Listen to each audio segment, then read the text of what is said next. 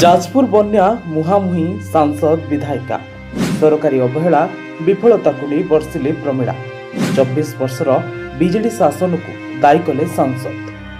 ଯାଜପୁର ଜିଲ୍ଲାରେ ବନ୍ୟା ବିଭୀଷିକା ଭିତରେ ଏବେ ସରଗରମ ହୋଇଛି ଆଞ୍ଚଳିକ ରାଜନୀତି। ବନ୍ୟା ପରିସ୍ଥିତି ଓ ରିଲିଫ ବଣ୍ଟନକୁ ନେଇ ଆରୋପ ପ୍ରତ୍ୟାରୋପ ଭିତରେ ମୁହାଁମୁହିଁ ହୋଇଛନ୍ତି ବିଞ୍ଝାରପୁର ବିଧାୟିକା ପ୍ରମିଳା ମଲ୍ଲିକ ଏବଂ ଯାଜପୁର ସାଂସଦ ଡକ୍ଟର ରବୀନ୍ଦ୍ର ନାରାୟଣ ବେହେରା। ବିଜେଡି ବିଧାୟିକା ସରକାରଙ୍କ ଅବହେଳାକୁ ନେଇ କଡ଼ା ପ୍ରଶ୍ନ ଉଠାଇଥିବା ବେଳେ ବିଜେପି ସାଂସଦ ଏହାର ପାଲଟା ଜବାବ ଦେଇଛନ୍ତି। ଯାଜପୁରରେ ବୈତରଣୀ ଓ ଖରସ୍ରୋତା ନଦୀର ବନ୍ୟା ଜଳରେ ଶତାଧିକ ଗାଁ ଜଳବନ୍ଦୀ। ଗୋଟିଏ ପଟେ ବନ୍ୟା ଦୁର୍ଗତଙ୍କ ଆକୁଳ ନିବେଦନ, ଅନ୍ୟପଟେ ବଢ଼ୁଛି ରାଜନୈତିକ ପାରଦ। ରିଲିଫ ଓ ସହାୟତା ବଣ୍ଟନକୁ ନେଇ ମୁହାଁମୁହିଁ ହୋଇଛନ୍ତି ବିଜେଡିର ବରିଷ୍ଠ ନେତ୍ରୀ ତଥା ବିଧାୟିକା ପ୍ରମିଳା ମଲ୍ଲିକ ଏବଂ ବିଜେପି ସାଂସଦ ଡକ୍ଟର ରବୀନ୍ଦ୍ର ନାରାୟଣ ବେହେରା।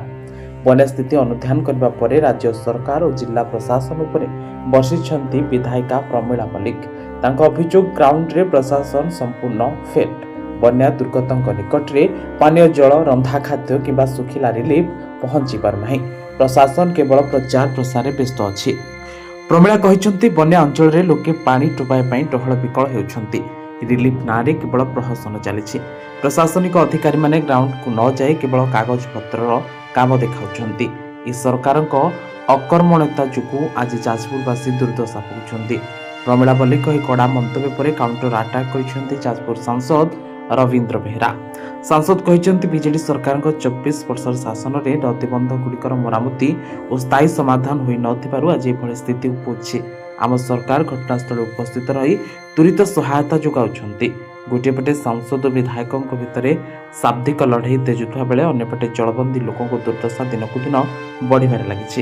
ରାଜନୀତି ଭୁଲି ଉଭୟ ନେତା ପ୍ରଶାସନ ମିଳିମିଶି ତୁରନ୍ତ ସ୍ଥାୟୀ ସମାଧାନ ଓ ପର୍ଯ୍ୟାପ୍ତ ରିଲିଫ ଯୋଗାଇ ଦେବାକୁ ନିବେଦନ କରିଛନ୍ତି ବନ୍ୟା ବିପନ୍ନ। ବନ୍ୟାରେ ବିପତ୍ତି ଭିତରେ ସାଂସଦ ଓ ବିଧାୟକଙ୍କ ମଧ୍ୟରେ ଏହି କାଦୁଅ ଫିଙ୍ଗା ଏବେ ଚର୍ଚ୍ଚାର ବିଷୟ ପାଲଟିଛି।